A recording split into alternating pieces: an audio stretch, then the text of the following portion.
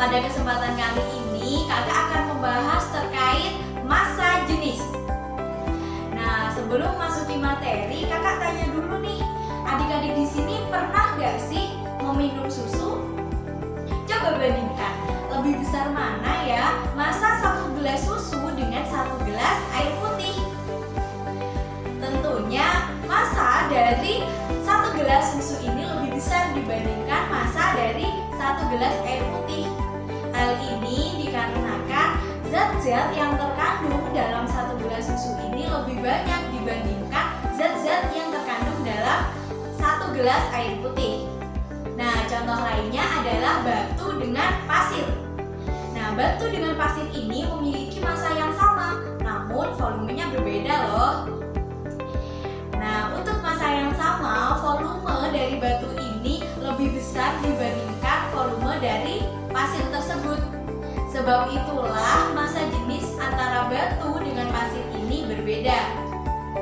Nah, Kak, sebenarnya apa sih massa jenis itu? Oke, kita akan mempelajari terkait bagaimana massa jenis, terus kemudian massa dan juga volume pada kesempatan kali ini. Yuk, simak videonya sampai selesai. Oke, adik-adik, massa jenis suatu benda merupakan perbandingan antara massa dengan volume. Nah, apabila ditulis secara matematis, dapat dirumuskan dengan Rho sama dengan M per V. Rho ini merupakan massa jenis yang memiliki satuan kilogram per meter kubik atau gram per sentimeter kubik. Sedangkan untuk M yaitu massa. Massa ini menggunakan satuan kilogram atau gram. Dan yang terakhir yaitu volume. Volume ini menggunakan satuan meter kubik atau sentimeter kubik. Nah, gimana ya Kak kira-kira kalau kita mau mencari massa atau kita mau mencari volume? Bagaimana dengan caranya kita untuk membolak-balikan rumus serta mengkonversi dari yang awalnya kilogram menjadi gram, terus kemudian mengkonversi yang awalnya dari meter kubik menjadi sentimeter kubik dan juga sebaliknya? Yuk, kita pelajari bareng-bareng di kesempatan kali ini. Nah, adik-adik di sini pasti banyak yang bertanya, bagaimana ya Kak cara kita membolak-balikkan rumus apabila nantinya kita mau mencari massanya atau mungkin kita mau mencari volumenya? Nah, di sini Kakak jelaskan dulu cara membolak-balikkan rumus sebelum nanti kita mencoba di contoh soalnya ya. Yang pertama, kita sediakan dulu gambar segitiga untuk lebih memudahkan dalam kita membolak-balikkan rumus. Terus kemudian beri tanda garis lurus atau biasa kita sebut dengan pembagian atau per. Terus berikan juga tanda silang atau perkalian. Nah, di sini kita sudah punya penghubung. Yang pertama ada pembagian, terus yang kedua ada perkalian. Nah, kita tulislah rumus yang telah kita dapatkan tadi, yaitu Rho sama dengan M per V. Nah, jadilah segitiga ini diisi dengan Rho sama dengan M per V. Nah, kemudian bagaimana Kak ketika kita mau mencari M, massa, atau V, volume? Nah, di sini Kakak sudah menyediakan 3 segitiga, yang mana isinya adalah sama. Nah, sekarang kita cari tahu dulu satu persatu apabila kita mau mencari Rho, apabila kita mau mencari M, atau apabila kita mau mencari V. Yang pertama, misalnya kita mau mencari M-nya. Nah, sekarang kita tutup dulu M-nya. Nah, ketika kita tutup, yang tersisa di sini adalah Rho dan V. Penghubung antara Rho dan V ini adalah perkalian. Maka ditulislah rumus dari M ini adalah M sama dengan Rho kali V. Nah, terus kemudian ketika kita mau mencari Rho, berarti kita tutup dulu Rho-nya. Tinggallah M dan V. Nah, antara M dan V ini penghubungnya adalah pembagian atau per. Maka dapat ditulis Rho sama dengan M per V. Nah, yang terakhir gimana sih Kak kalau kita mau mencari V-nya? Maka sama halnya kita tutup terlebih dahulu V-nya seperti ini. Lalu kemudian Di sini hanya tinggal M dan rho. Nah, penghubung antara M dan rho ini adalah pembagian atau per, maka ditulislah V sama dengan M per rho. Paham ya adik-adik? Nah, selanjutnya bagaimana ketika kita mau mengkonversi satuan massa jenis? Nah, umumnya dalam satuan internasional atau SI, satuan massa jenis dinyatakan dalam kilogram per meter kubik. Namun demikian, satuan massa jenis ini kadang-kadang dinyatakan juga dalam gram per sentimeter kubik. Nah, contoh soalnya seperti ini. Apabila kita memiliki massa yang memiliki massa jenis 1 gram per sentimeter kubik, dan sedangkan kita mau mengubahnya menjadi kilogram per meter kubik. Nah, langkah pertamanya kita tulis terlebih dahulu 1 gram per sentimeter kubik ini sama dengan 1 gram per 1 cm kubik. Kita tulis 1 di atas dan 1 di bawah. Nah, kemudian kita konversikan gram ke kilogram. Caranya seperti apa? Coba kita lihat di tangga yang sebelah sini. Kita mau mengubah dari gram menuju ke kilogram. Nah, ini berarti kan kita hitung dulu naik berapa kali, yaitu 1, 2, 3. Nah, naiknya 3 tangga ini berarti sama dengan 1000. Maka dapat kita tulis di sini 1 dikali 10 pangkat min 3. Kenapa kok min 3? Karena dia pembagian. 1 dibagi 1000, maka hasilnya 1 kali 10 pangkat min 3 atau 0,001. Nah, lebih mudahnya kita pakai pangkat, yaitu berupa min 3. Terus kemudian untuk yang sentimeter kubik menjadi meter kubik. Nah, mengapa di sini menjadi 10 pangkat min 6? Misalnya di sini adalah sentimeter kubik yang di bagian sentigram. Nah, kita mau naik menuju ke meter, atau kalau di sini dituliskan gram. Nah, maka dia harus naik sebanyak 2 tangga. Nah, 2 tangga ini harusnya 100 dibagi 100. Nah, kenapa di sini menjadi 10 pangkat min 6? Karena di sini diingat-ingat ya adik-adik, di sini ada pangkat 3, sentimeter pangkat 3 atau sentimeter kubik. Maka ketika dia naik 1 tangga sama dengan dia dikalikan 1000. Nah, menjadilah dia dari sentimeter kubik menjadi meter kubik, dia menjadi 10 pangkat min 6 meter kubik. Nah, setelah sudah seperti ini, dibagi antara 1 kali 10 pangkat min 3 dibagi 1 kali 10 pangkat min 6. Jadilah seperti ini, yaitu 1 kali 10 pangkat min 3 kali 10 pangkat 6 kg per meter kubik. Nah, kemana tanda minus yang ada di bawah sini? Nah, jadi adik-adik ketika ini sudah dibagi, 1 dibagi 1 adalah 1. Terus kemudian 10 pangkat min 6 ini dapat kita naikkan. Nah, ketika kita naikkan ke dalam sini, maka tanda minusnya ini akan berubah menjadi plus. Nah, dihasilkanlah seperti ini.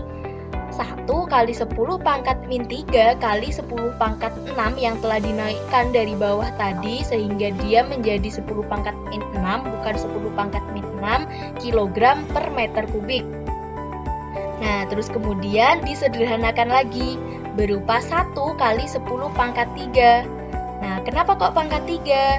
Ibaratnya yang ini dengan yang ini, dia memiliki hutang 3, terus dia punya uang sebanyak 6, maka dapatlah dibayar hutangnya itu sama dengan 6 dikurangi 3, yaitu masih plus 3 atau 10 pangkat 3 kg per meter kubik. Nah, 1 dikali 10 pangkat 3 ini kan tetap, maka dapatlah kita tulis cukup 10 pangkat 3 kg per meter kubik. Cukup mudah bukan untuk mengkonversi sebuah satuan? Nah, ini contoh soalnya. Kakak memiliki soal yaitu sebuah benda bermasa 600 gram memiliki volume sebesar 800 cm kubik. Nah, tentukan massa jenis benda dan nyatakan jawabannya dalam kilogram per meter kubik. Nah, bagaimana kira-kira penyelesaiannya? Kita tulis terlebih dahulu apa sih yang diketahui dari soal ini. Nah, yang diketahui dari soal ini yang pertama adalah benda yang bermassa 600 gram, maka dapat ditulis M sama dengan 600 gram. Kemudian memiliki volume sebesar 800 cm kubik. Volume dituliskan sebagai V, yaitu 800 cm kubik. Nah, kemudian tentukan massa jenis benda. Massa jenis berarti yang ditanya adalah rho. Kemudian yang perlu diperhatikan lagi, disuruh menyatakan jawabannya dalam kilogram per meter kubik. Dengan demikian, massa jenis benda ini tinggal dimasukkan ke dalam rumus yang telah kita ketahui di awal tadi. Rho sama dengan M per V, yaitu 600 dibagi dengan 800. Hasilnya 0,75 gram per cm kubik. Nah, ini satuannya masih gram per cm kubik. Kemudian bagaimana kita mengkonversi menjadi kilogram per meter kubik? Nah, di sini 0,75 dikalikan 1000. Kenapa menjadi 1000? Karena yang awalnya 0,75 apabila dari gram menjadi kilogram ini 10 pangkat min 3, terus kemudian sentimeter kubik menjadi meter kubik ini adalah 10 pangkat min 6, lalu kemudian 10 pangkat min 6 ini dinaikkan dan dikalikan dengan 10 pangkat 3 yang hasil dari konversi gram menjadi kilogram tadi, dihasilkanlah 10 pangkat 3 atau 1000. Nah, 1000 ini apabila dikalikan 0,75 dihasilkanlah 750 kg per meter kubik. Seperti itu contoh sederhana dari soal terkait massa jenis. Adik-adik nanti bisa berlatih contoh-contoh soal yang lainnya dari buku-buku pelajaran yang ada di sekolah maupun dari sumber yang lain ya. Nah, yang selanjutnya yaitu terkait massa jenis. Nah, massa jenis dari berbagai macam zat ini berbeda-beda. Misalnya, ini hanya kakak contohkan beberapa saja ya. Ada banyak sekali sebenarnya macam-macam zat yang memiliki massa jenis berbeda. Ini misalnya air. Air memiliki massa jenis ketika masih satuannya gram per centimeter kubik, ini adalah 1. Terus kemudian ketika sudah dikonversi ini menjadi 1000. Ini adalah contoh dari zat cair. Terus kemudian misalnya zat padat. Zat padat misalnya emas. Emas ketika masih satuannya gram per centimeter kubik ini adalah 19,3. Nah, ketika dikonversi menjadi kilogram per meter kubik, dia menjadi 19.300. Contohnya untuk gas yang selanjutnya yaitu misalnya udara. Udara ini memiliki 0,0013 gram per centimeter kubik. Kemudian ketika dikonversikan dia hanya tinggal 1,29 kg per meter kubik. Nah, yang selanjutnya ini adalah peristiwa sehari-hari yang berkaitan dengan massa jenis. Di sini kakak mencontohkan ada 4 macam peristiwa yang kita temukan di keseharian kita. Yang pertama ada kapal selam, terus kemudian tinta printer, oli untuk mesin, dan lapisan batuan penyusun bumi. Yang pertama kita bahas terlebih dahulu terkait kapal selam ya. Kapal selam ini merupakan kapal khusus yang didesain untuk menyelam ke dalam air laut pada kedalaman tertentu. Kapal selam ini dapat digunakan untuk keperluan pertahanan dan keamanan, kendaraan wisata maupun untuk keperluan penelitian. Terus kemudian kapal selam ini juga dapat terapung, melayang, dan tenggelam karena massa jenis kapal ini dapat diatur sehingga nilainya dapat lebih kecil, lebih besar, atau sama dengan massa jenis air laut. Nah, Ketika berada di permukaan air, massa jenis kapal selam ini lebih kecil dibandingkan massa jenis air laut. Nah, ketika kapal selam hendak menyelam ke dalam air, massa jenis kapal selam tersebut diperbesar dengan cara memperbesar massa kapal selam. Hal tersebut dapat dilakukan dengan cara memasukkan air laut ke dalam kapal selam dengan cara membuka tangki pemberat sehingga terisi air laut. Nah, apabila massa jenis kapal selam sebanding dengan massa jenis air laut, maka kapal selam tersebut dapat melayang-layang di dalam air laut.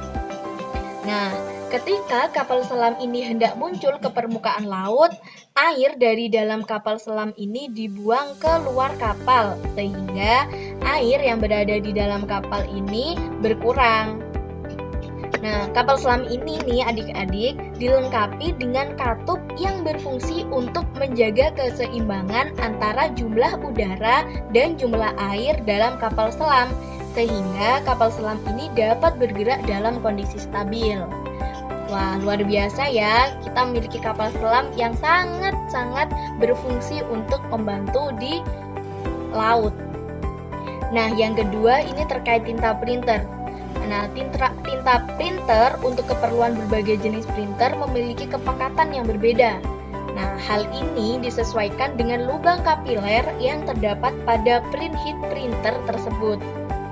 Print head printer ini berfungsi sebagai lubang tempat keluarnya tinta akibat energi listrik. Berkaitan dengan hal tersebut, apabila akan mengisi ulang tinta pada printer, kita perlu memperhatikan dan mematuhi petunjuk penggunaan pada pembungkus tinta yang bersangkutan, supaya ketika printer digunakan untuk mencetak data dan lain sebagainya itu dapat berjalan dengan lancar dan hasilnya sempurna. Terus yang ketiga terkait oli untuk mesin. Nah, berbagai macam alat transportasi darat dan laut menggunakan berbagai macam jenis mesin. Mesin-mesin tersebut ini menggunakan pelumas agar mesin tidak cepat aus. Nah, pelumas yang digunakan untuk mesin tertentu kekentalannya atau massa jenisnya berbeda loh dengan pelumas yang digunakan oleh mesin yang lain. Nah, pelumas yang tepat untuk suatu mesin bergantung pada karakteristik mesin yang bersangkutan. Dan yang terakhir yaitu terkait lapisan batuan penyusun bumi. Nah, adik-adik di sini tahu nggak sih bahwa bumi kita itu tersusun dari beberapa lapisan batuan? Nah, batuan-batuan penyusun kerak bumi ini dikelompokkan berdasarkan diameternya dari yang kecil hingga ke yang terbesar. Kemudian, batuan endapan tersusun dari beberapa lapisan batuan, yaitu ada konglomerat, batu pasir, serpih, dan juga batu gamping. Seperti halnya zat cair ya, batuan ini tersusun berdasarkan massa jenisnya. Batuan konglomerat yang memiliki massa jenis paling besar berada pada lapisan yang paling bawah. Terus kemudian ke atasnya lagi yaitu batuan pasir, terus ke atasnya lagi batuan serpih, hingga yang paling atas itu batuan gamping, di mana semakin ke atas massa jenisnya ini adalah semakin kecil. Adik-adik, itu tadi materi terkait massa jenis yang dapat kakak sampaikan pada kesempatan kali ini. Semoga apa yang kakak sampaikan bisa bermanfaat untuk kebaikan bagi adik-adik semuanya ya. Tetap semangat terus untuk belajarnya, apalagi kita sudah sepakat